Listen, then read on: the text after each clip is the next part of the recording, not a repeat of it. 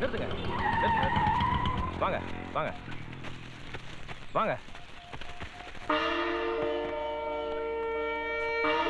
முதல்ல அந்த ஆஃப் சரக்கை எடுத்து ஊத்தி அவனை ஆஃப் பண்றா.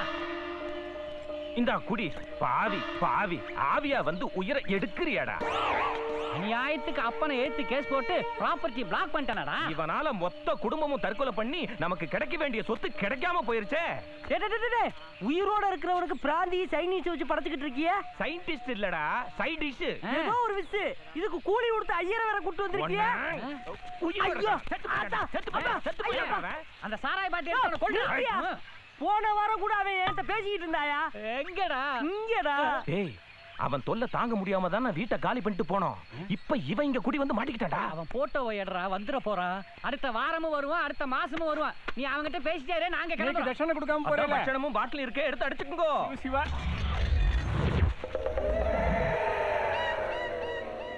யோ, உன் சொந்தக்காரங்கன்னா உன் படத்தை வச்சு படையல் போட்டு திதி கொடுத்துட்டு போறாங்க. நீ என்னன்னா இங்க உட்காந்து புகைய விட்டுக்கிட்டு இருக்க. சொல்லிட்டாங்களா? ஐயோ அப்பா, நம்மளையும் கூப்பிடுறானே.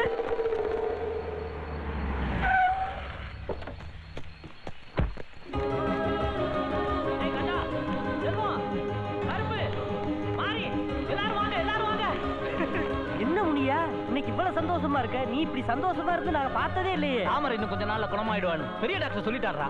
அது மட்டும் இல்ல, நாம செலவு பண்ண பணத்துல பாதியை திருப்பி கொடுத்துட்டாங்கடா. அப்படியா? ஆமா, எல்லாத்தையும் நீங்களே எடுத்துக்கங்கடா. நீயா என்ன சொல்ற? போதும்டா, நீங்க எனக்காகப்பட்ட கஷ்டம்லாம் போதும்டா. ஒவ்வொரு முறையும் நான் பணம் சம்பாதிக்கும் போது நீங்க ஒரு ரூபா கூட உங்களுக்காக வேணும்னு நீங்க கேட்டது இல்லடா. அதனாலதான் கடவுள் எல்லா பணத்தையும் திருப்பி கொடுக்க வச்சுட்டாரா. தயவு செஞ்சு நமக்கு இனிமே அடித்தடிலாம் வேண்டாம், வேண்டவே வேண்டாம்.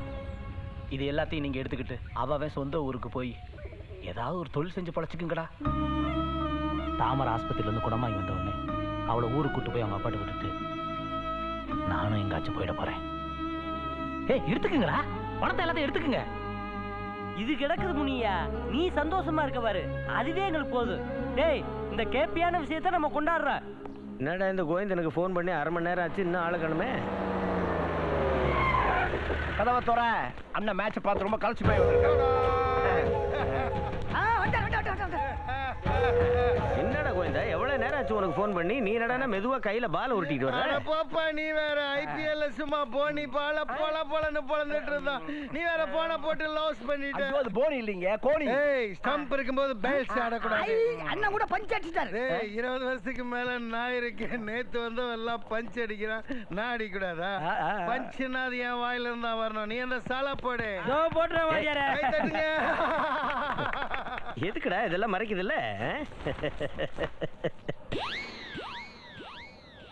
கார் துடைக்க வச்சுக்க. இதை நான் எதிர்பார்க்கல. என்ன திடீர்னு ஷாலுகள்லாம் போடுற?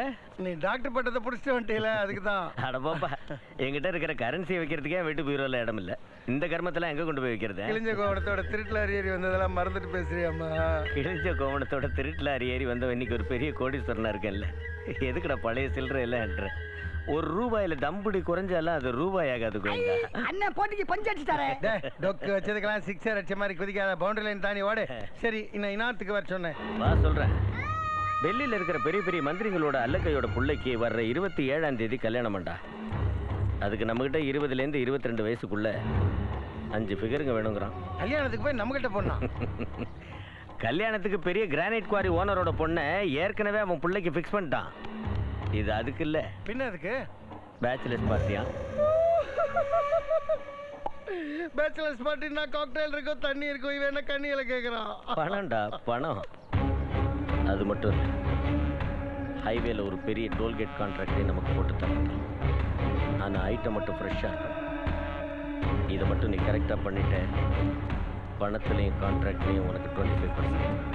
ஓகேவா? ஒரு தடவை நான் போலீஸ்ல மாட்டதுனால கொஞ்ச நாள் தொழில் பண்ணாம இருந்தேன். இப்போ பிடிச்சிடுறேன், கேட்ச் பண்ணிடுறேன். ஒரு 10 லட்சம் அட்வான்ஸ் கொடு. மேட்ரு முடி மொத்தமாக தர்றேன். சாமி, என் முதலாளி தவிர வேற யாரையும் இது வரைக்கும் நான் கும்பிட்டதே இல்லை. இப்போதான் முதல் தடவையாக நான் உன்னை கும்பிட்றேன். தாமரையை எப்படியாவது குணப்படுத்திடு சாமி.